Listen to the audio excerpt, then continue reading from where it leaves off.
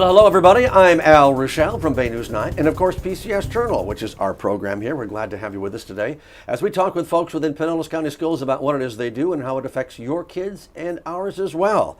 We have right now joining us Michelle Roberge, who is the District Volunteer Coordinator. I love volunteers, you know that. I do know that. How many do we have that are involved in the school district? Currently we have about 45,000. 45,000? Incredible, yes. Wow. Is that some kind of record? Does anybody kind of put It's this not a against record. it? There are other school districts that have higher numbers, but I know, can you imagine? I can't imagine, Yes, yeah. Yeah, they do. So how long have we been mentoring? And I say I'm in the school district. Well, you know, I've been doing this about 18 years, so I think it's probably started around the 1990s sometime, yeah. so quite a long time. Quite a long time. The whole Yeah. premise on mentoring is basically what? So it's really just being a friend. That's Yeah. it. Just sitting down with someone face to face, having a conversation about what's going on in their lives. When you coordinate, because I do I do a lot of events within the school district. Right. So each school kind of has their own little coordinator too. Is that right? Okay, so there's a family and community liaison at every school. Mm-hmm. They're a part-time position, and they go out and recruit mentors, tutors, PTA members, people to help in the front office, media center, helpers. So they go in and just make sure that people are background checked, trained where it's needed. Yeah. See that? Very Mention that again. important. So all volunteers have to be All background volunteers have checked. to be background checked prior to their volunteering. Now let's before we see this video, and we're going to see this video in just a couple minutes. I Right. want to talk about something that oftentimes happens. That you'll have some schools where the PTAs are just so strong, they got thousands of members, Yes. and then you have other schools, sometimes in the low performing, not always, Right. but that just struggle to get very few people involved in the process at all. Well, we're really fortunate to have teachers that really step into those roles. So when a community member or parents can't do it, the teachers kind of fill in. So it is more work for them, but they do it. And the PTA at the county level is always helping those struggling schools to make sure that they build a strong PTA. So it's always a work in progress, and we do what we can here at the district to help support that. When you say volunteers, Yes. give me, there are probably a couple of categories. I'm talking about a lot of seniors and retired people, right? Yes. Business folks that are working Yes. with their companies. That's That's gotten to be correct. huge, hasn't it? It is really big. So we're really fortunate. We have some awesome partnerships. We have about 80 partnerships with businesses throughout the county. But one partner in particular is Raymond James. They have really stepped up to the plate. They have over 120 mentors going really? to two particular schools. They go to Mount Vernon and Lynch Elementaries and maybe a few other schools in between. And Ron Diner, who came to us and said, listen, we've got to do more. We know that schools and teachers can't do it all, Yeah. and that the community needs to step up and help. So he's been going out in the community and talking to CEOs and human resources in different companies and organizations and saying, you know, you got to help. You got to help the school district, because when kids are successful, we're all successful in the community. And kids want to see adults that, hey, they've made it, and they give them a different option rather That's than being right. either a rock star or a football player or a basketball Right. player. That's I mean, correct. you know, you say, what do That's you want to be when you correct. grow up? I want to be a football player. Right. And there's nothing wrong with that, but in Right. reality, it's a tough way to make a living. Yeah, and the number of kids that actually make it Yeah. is so small, it's minuscule. Okay, so we've been Yeah. talking about mentors. So what is it like being a mentor, and what are some of the things that they do with their kids? We want to show you this video that gives a very good idea of what it might be like if you became a mentor. Let's watch. Today we're doing a field trip for all the students at Mount Vernon that have mentors and tutors from Raymond James. And today we have 89 children that are coming to Raymond James to meet their mentors and to see what their mentors do at Raymond James, so that they can see what kind of working relationship they have here, so that they can be inspired for the future, we hope. Because many of these children are paired up with mentors because of different reasons. Some are students with special ed needs, some are students that live in hotels, some are foster children. So just to get someone to pair them up, to give them an extra person to talk to if they need to, because a lot of these children have a lot of challenges. You know, it's a great experience. This was my first year doing the mentoring program with Raymond James. I will absolutely do it again next year. I've chosen to stay with my mentee, and I think it's great that we're given that ability to kind of keep the same mentee from year to year. So I would say if you would like to create a strong, lasting bond with a student and make a difference and be there for them, then this is a great program to do that with. I'm sad because it's the last day with my mentor, and we had fun together, and I'm gonna miss my mentor. For me, it's it's really rewarding to see the kids' eyes light up when you get there. You can tell they're looking for you, and even though it's just a short bit of time each week, you leave feeling better about yourself. You can tell you've made a difference, and it's very, very gratifying. I like having a mentor because you get to talk to them and tell them about your feelings about them, you know. I think what makes me feel good about this is that I know that my grandchildren have the benefit of me virtually whenever they want because they live here locally.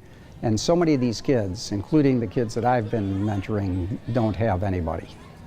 I had a little boy who lived on the grounds of the Salvation Army in a group home with group parents with 5 or 6 other kids and his 4-year-old brother. So every day I imagine what it's like if you're a little kid and when you go home after school, you're not going home to see your mother.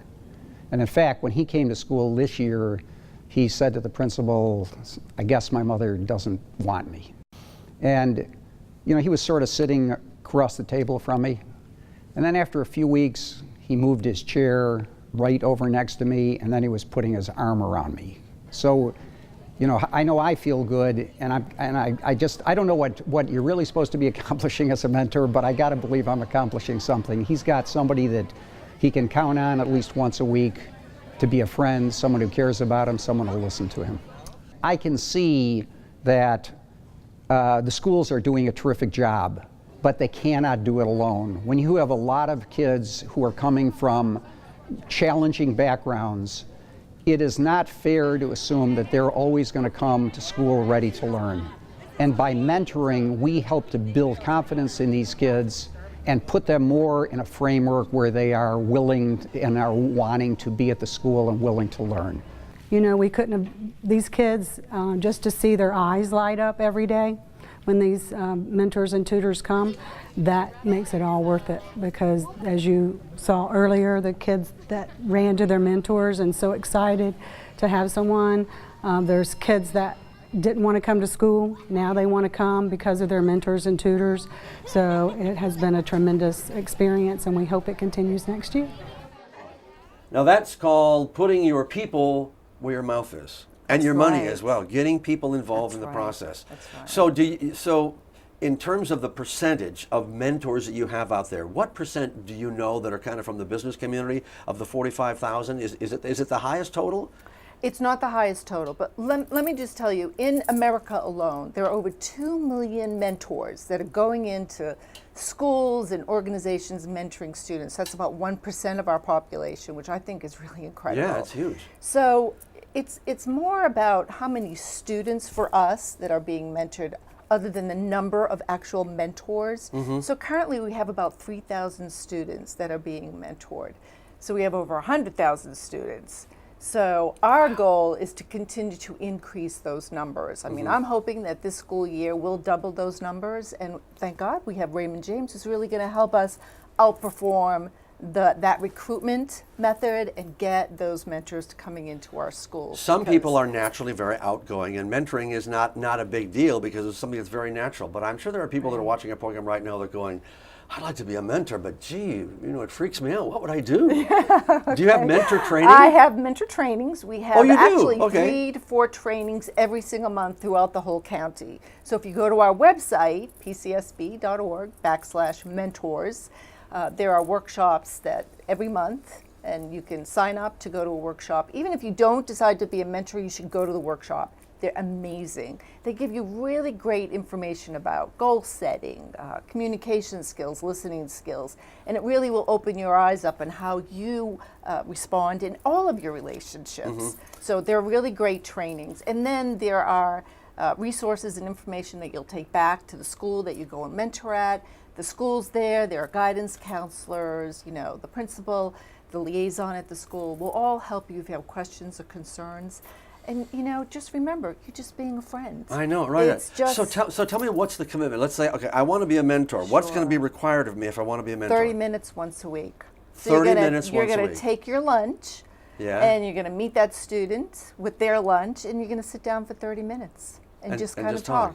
Now, And can just you talk. do something beyond that? Like, can you take a kid to the ball game if you want to? Absolutely not. So our mentoring Oh, you is can't. strictly. Oh, okay. This our I didn't mentoring know. is strictly in school at school-sponsored events. Okay. Which is kind of nice. Well, because that's you the know safety that factor then, you're yeah. right, but you have limits and boundaries. Okay. You know, so there's no communications other than what you do right at the Right, school. the school, okay. So there's no phone calling. There's no meeting outside of school. No going to a football game or a baseball Well, no, game. but that's good to Yeah. know, because I don't, you know, Sure. as a mentor, you think, well, I'll take them to the ballpark, but you know, in this day and age of this world, even when you do background checks, That's you right. don't want to take a chance that this is going to go on. That's correct. So all the mentoring that we're talking about, folks, on this program is actually done in the school. schools. That's Yeah. correct. That's correct. Yeah. Where do we go from here? And you just said more numbers, right? Okay, so yes, we absolutely want more numbers. So a couple of things that we're going to be doing in September. Mm-hmm. We're going to be holding a mentor recruitment fair. It's going to be held at the Juvenile Welfare Board in Clearwater. We're going to have 3 trainings, so you'll get trained at either 8 o'clock, the 3 one-hour trainings, Okay. 8 o'clock, 10 o'clock, and 1 at noon. So we hope we get lots of people coming out to that. We've held mentor recruitment fairs before, and we've had hundreds of people show up. So Yeah, that's that will great. Mm-hmm. give us the biggest bang for the buck. But if you're just not sure and you want to talk to me, please feel free to give me a Sure, call sure. or email us, and we'll help you kind of through that process. You'll fill out a registration form, we'll get you processed, background check, take a training, and then we will match you to the school of your choice. Oh, good. Very convenient to where you live or Yeah, work, because yeah. we want to make it easy. Yeah, that's great. And then the school will match you up as students. That's wonderful. As I always say, if you want to change the world, you change it one at a person at a time. time. And this That's is the way to do right. it. Michelle, great program. Keep it up, volunteers. Go, go, go. Now stick with us, because we have more coming your way here on the PCS Journal. Stay with us.